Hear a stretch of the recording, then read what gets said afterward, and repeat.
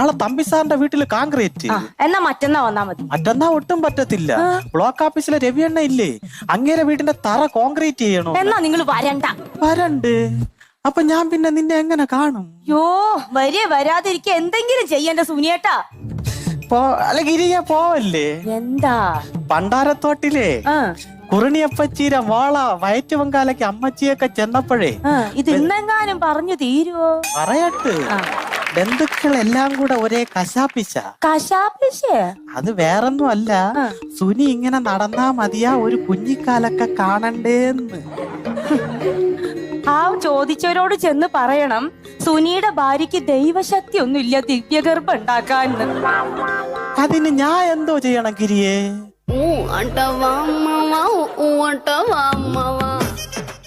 ചേട്ടപ്പ എന്തിനു പോണ്? പണി ചെയ്യാൻ പോണ്. പണി ചെയ്യണം.